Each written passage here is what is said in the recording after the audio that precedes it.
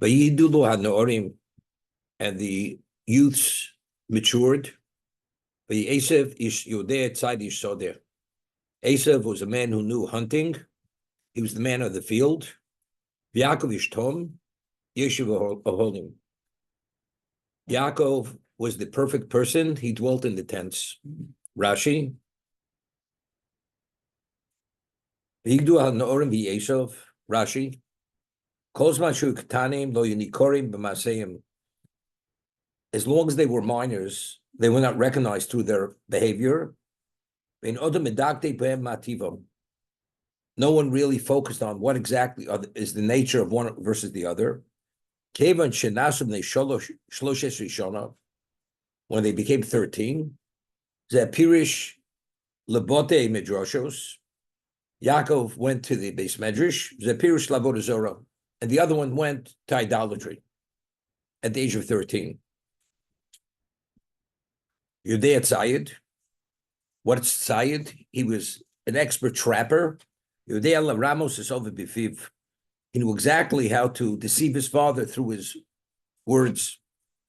V'shalo Abba Hech Ma'asrin Es HaMelech. He would ask his father, how do you tithe salt? Of course, salt doesn't need tithing, because he wanted to show his father how devout he is, that even things which have no relevance, that's how the exacting is when it comes to mitzvahs. V'sateven, Ksov Avushu Medaktik b'mitzvahs. Ish Soder. What is Ish Soder? Ish Botel. Man, he was idle.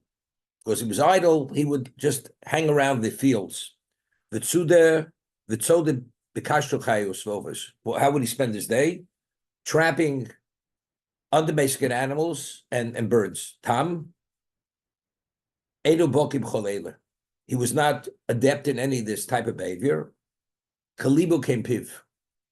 What he felt in his heart, that was expressed through his mouth. A person who has no relevance to the deception is called tam. He's innocent. He had an innocence. Yoshev Olim. Which tents did he dwell in? Olo shel Shem v'olo shel Aver. The tent of Shem and Aver, that had relevance to Torah. Okay. So Yaakov is the person committed to spirituality. Esav is a person, although his father doesn't know he's a Rasha, but he's a person who is idle and he's involved in hunting. Okay, becomes an expert hunter.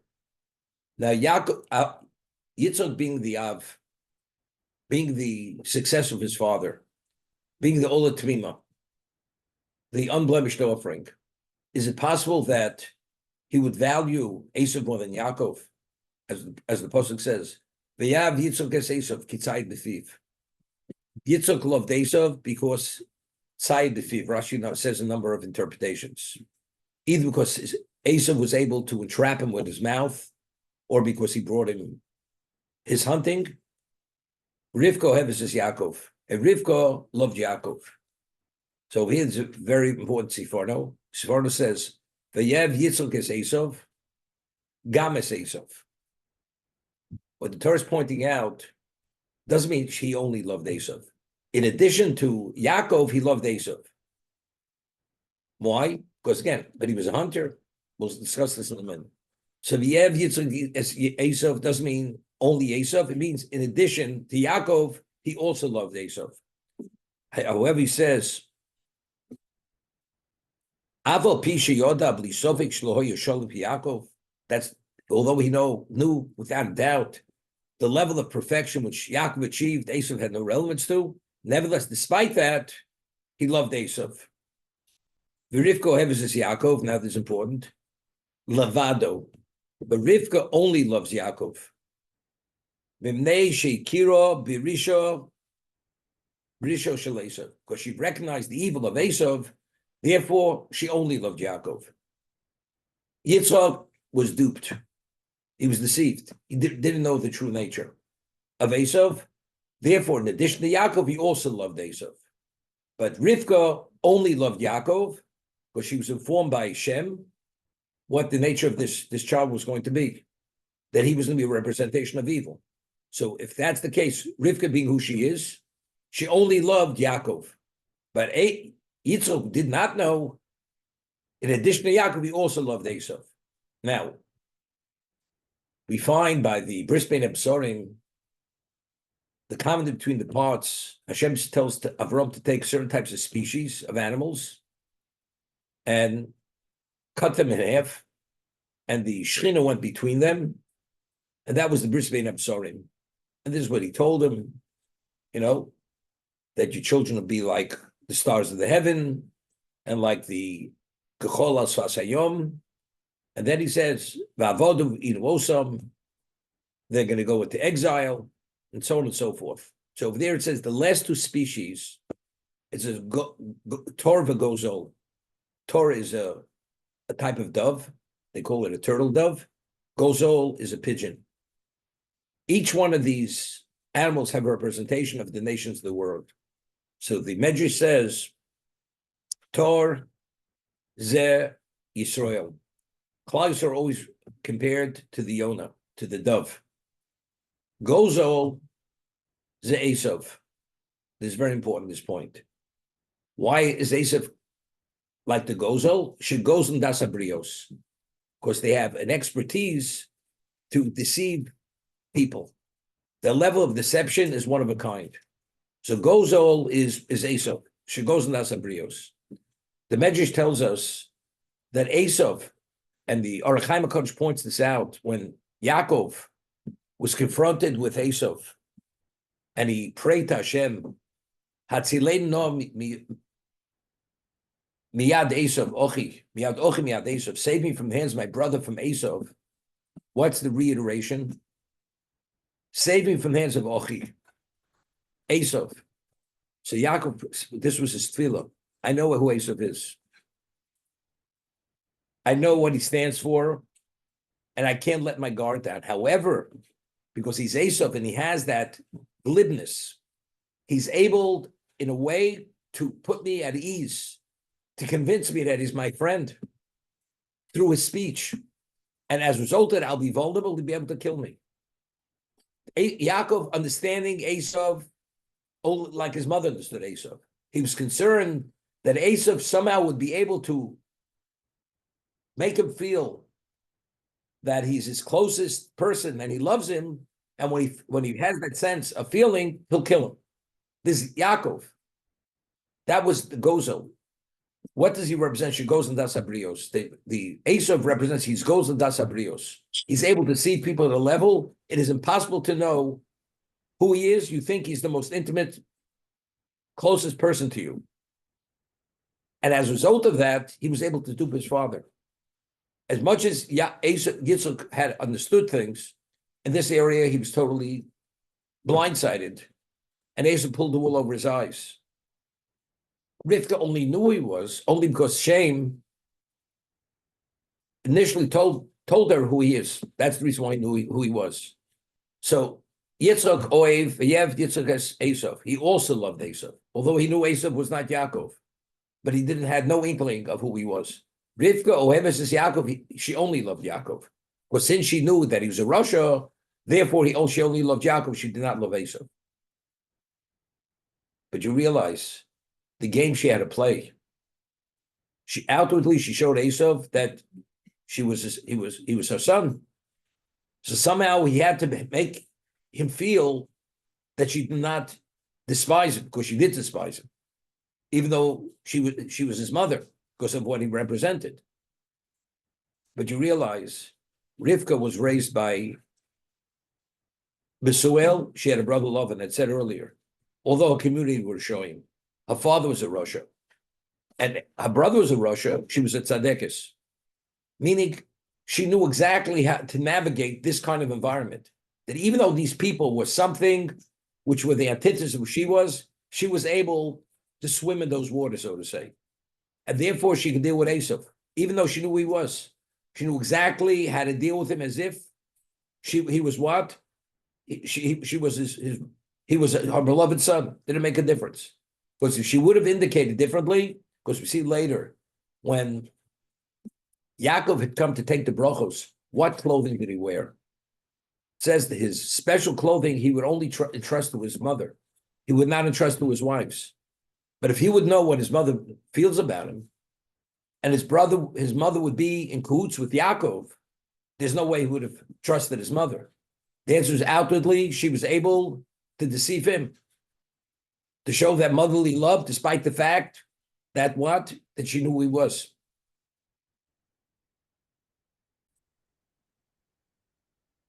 We read him in Pirkei Avos. We contrast the Talmidim of Bilam to the Talmidim of Avram Avinu. Could you imagine? Bilam was a personification of evil, wanted to curse the Jews. As Chazal tell us, his hate for the Jews was even more than Balak. When he wanted to curse the Jewish people, it was at a level to literally to wipe them off the face of the earth. Balak, who commissioned him, only wanted to keep the Jews arm's length, that they shouldn't be hurt by us. And we contrast the Talmidi Bilam to Talmidi Avram Avinu. Who are they?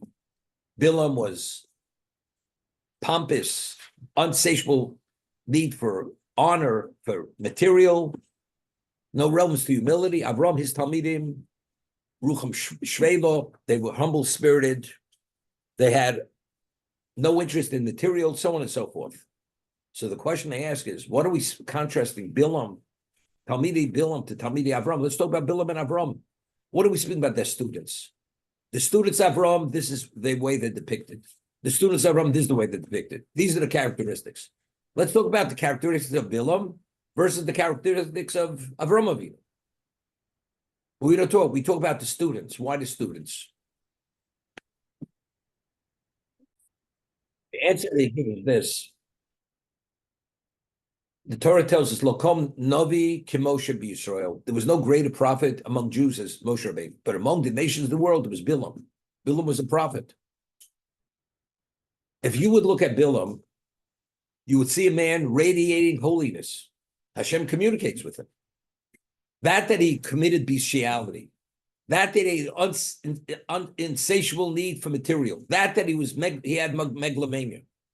But you know something, simultaneously, he radiated Kedusha.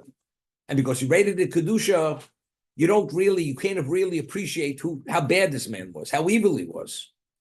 But if you looked at his students who did not have that facet to them, then you saw exactly who he mentored. How do you appreciate who Bilam was? Look at his students. What kind of students he mentored? Avram Avinu, you couldn't discern the difference between the two of them. But if you look at the Talmid of Avram Avinu, then you saw the difference, what one mentored and what the other mentored. One mentored monsters, spiritual monsters. The other one mentored mamash, literally malochim, angels. You understand? So it's only through, so I'm saying the same thing. Esav himself was Gozel. He had the ability to be Gozel Das Abrios. He had a level of guile and deception unequaled. Lavan was outpaced endless times over. Therefore, his wives, they were idolaters. Unfortunately, he was entrapped by these kind of women. He had no control over his wives. But who is he? He's not Yaakov, but he's still special. And as a result of that, we'll discuss in a moment, Yitzhak believed that he had relevance to the bracha because of that he had an appreciation for spirituality. And that's why he wanted to give him the bracha, as the Sipur explains later, that he should be the Zvulun and Yaakov should be the Yisachar. There should be a partnership here. That Yaakov shouldn't be distracted from Torah, and Esav appreciating what that is, he will fully support him. That Yaakov should not be distracted as much as an iota. That was Yitzchak's misconception of who Esav was.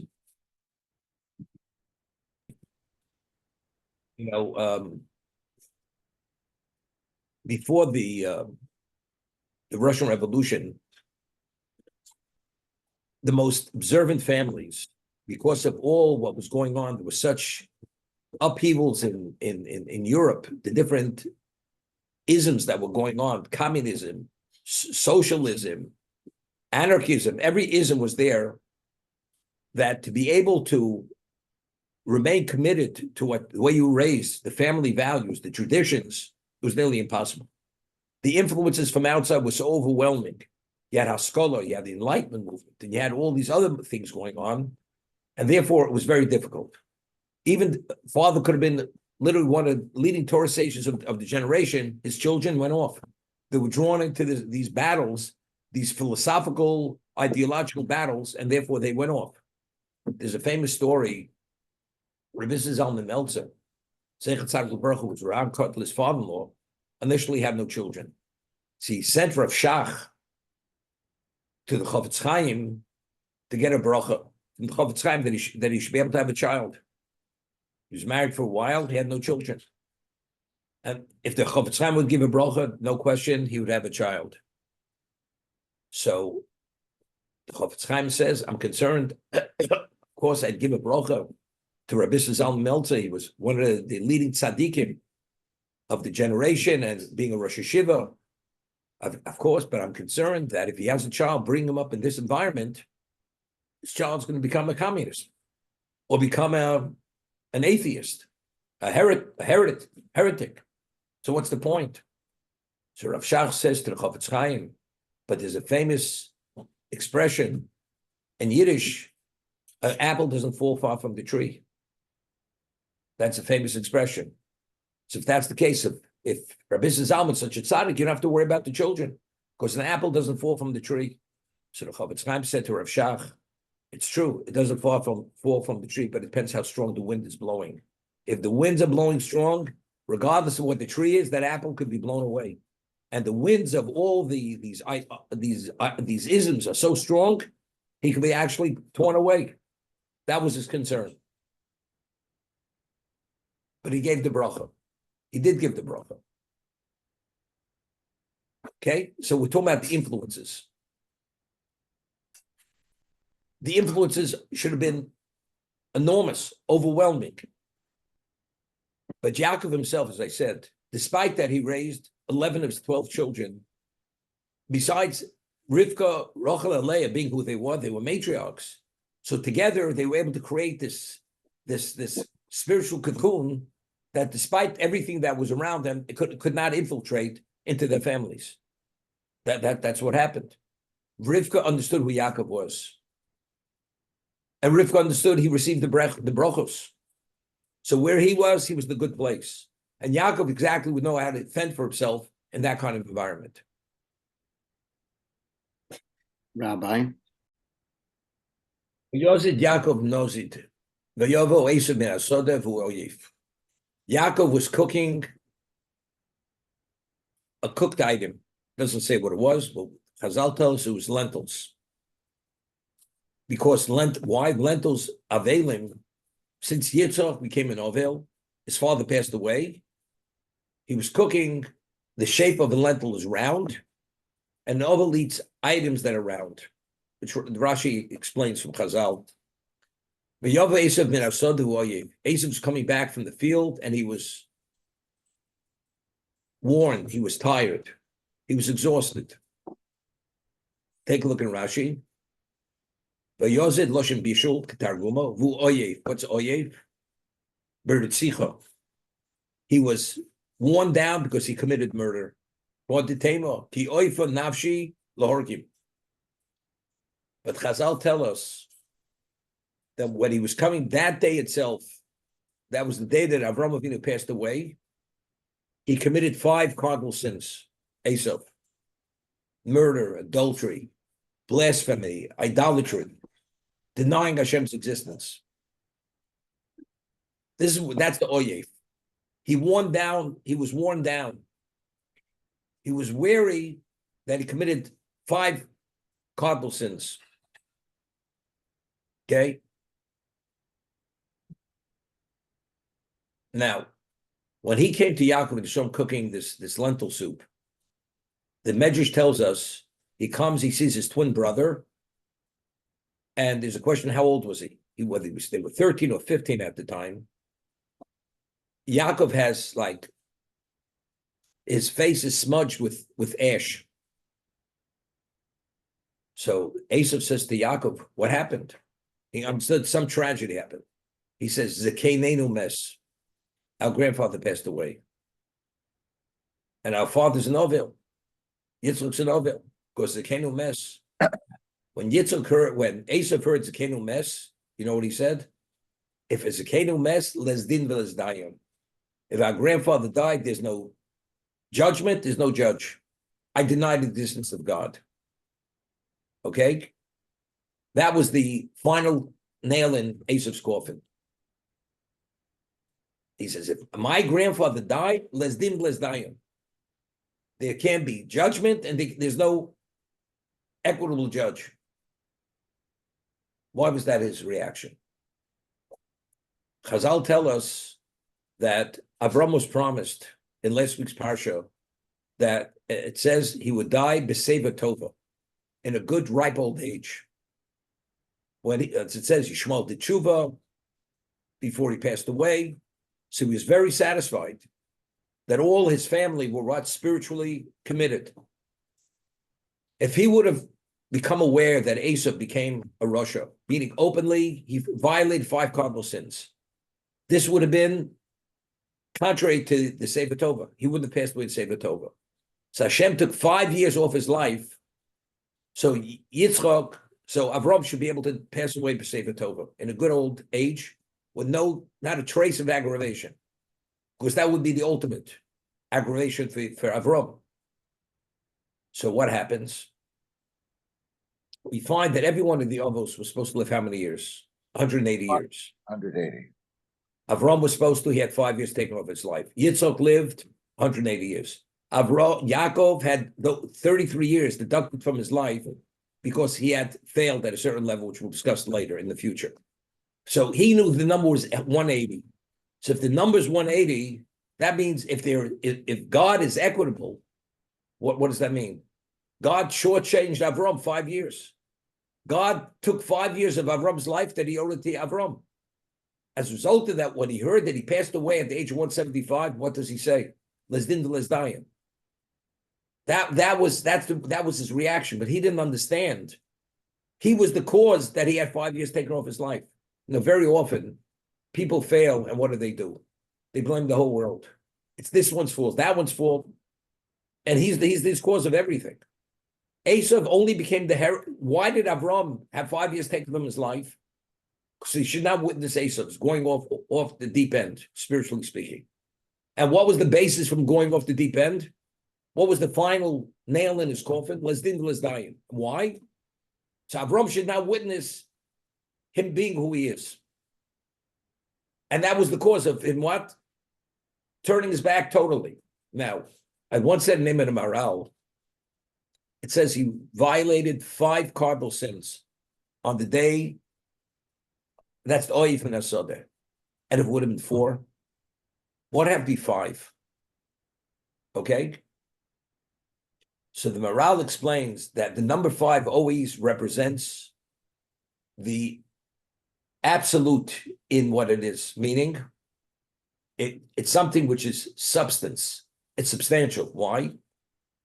We normally say some people do certain things. We say it's happenstance. It doesn't really indicate the essence of a person. Person kills, God forbid, a person says something out of turn, says these things happen. But what about a person violates 5 areas and it all directs you in the same direction? That is a confirmation. That's the essence of that person. Okay? So the Gemara, he cites Gemara Megillah, it cites there were 5 tzaddikim, and there were tzaddikim, tchilosim at sofam, and there were 5 rishoyim. They were absolute, and it speaks 5 and 5. Because what's 5? 5 is cohesive. If you have 4 things in 4 corners, this is the Maral, the language he speaks, and you put a center point in the middle. What does the center do? The center brings everything together.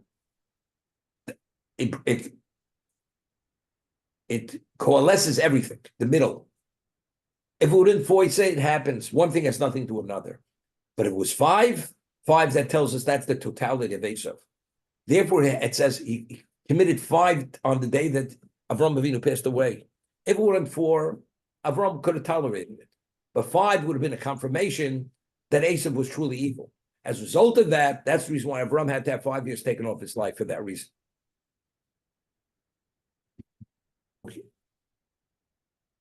That the Nazis came into Vilna. There's a famous picture. It was the funeral of Reb Chaim Ozer. Reb Chaim Ozer Brzezinski was the leading Torah sage in the world. As they came during the funeral, they're carrying his coffin, the Nazis, Yamach Shem, the trucks and the motorcycles, they came in to take over Vilna. Because until then, Vilna was a neutral state. But at that moment, they took over. Rav Chaim Ozer passed away. It was Elul of that year, Elul. You know who passed away during that Elul? 3 of the leading Torah sages of the world. Right. Rav Baruch Ber Leibowitz, Rav Shimon Shkop, who was the Rosh Yeshiva of Grodno, and Rav Chaim Ozer. All 3 of them passed away during the same month. And they were all in Vilna.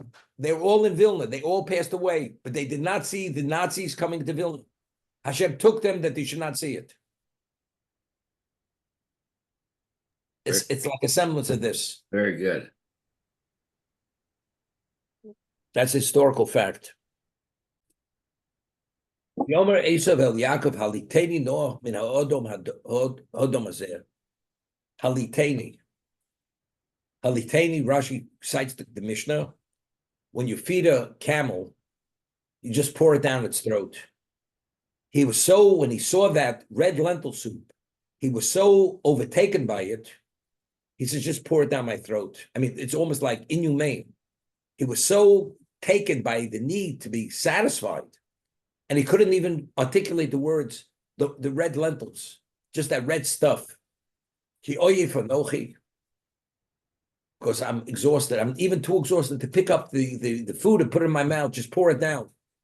Because of this incident, he was known as Edom. When he saw red, he was totally overtaken by it. So take a look in the Sifar over here.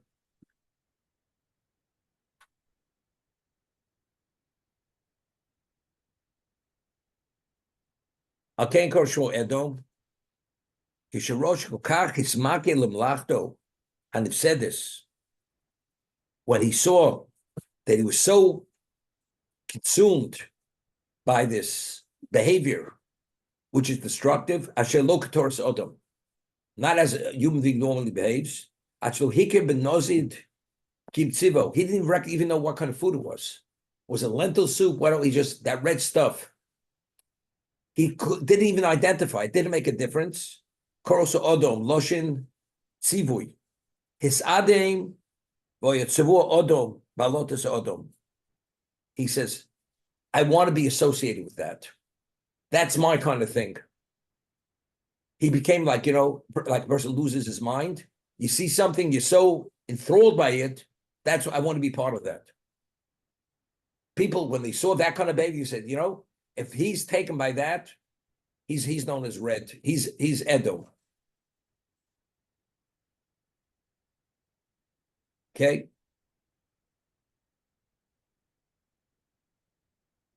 When Yaakov saw this, Vayom Yaakov, Michra Kayom es Bechoros li.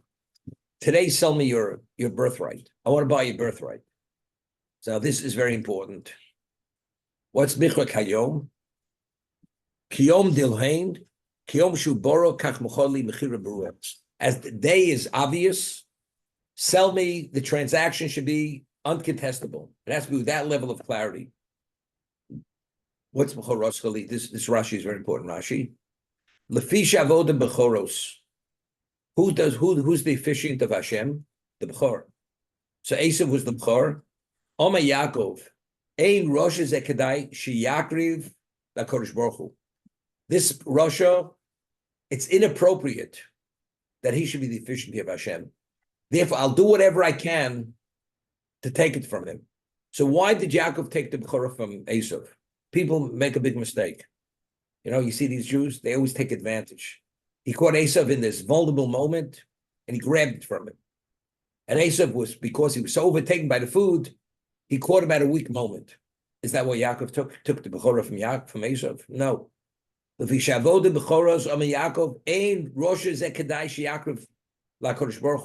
that he wanted it. It would be such a desecration of Hashem for this person to be the one to be the Bechor, to be the officiant. I'm taking it. So I'm not taking it for me. I'm taking because if he would be the Bechor, it would be a disgrace. And since I don't want Hashem to be disgraced, therefore I'm taking it from him.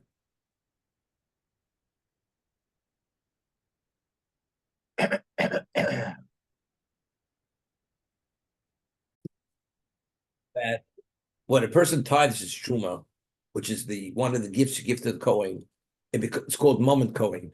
It belongs to the Shevet Kohen, belongs to the tribe called Kohanim. So every Kohen has a right to that, but it's up to the person who tithes it to choose which Kohen to give it to.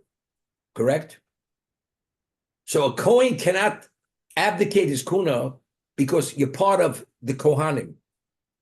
You're part of the Kohanim. What about if you have Esav is the beginning of this? He's the beginning. He's the Bechor. There's no such thing as officiant at this moment yet. So since there's no such thing as officiant, it's something he could abdicate. Once the Kohanim are chosen to be Kohanim and you're part of that group, you can't extricate yourself from that group because it's not yours personally per se.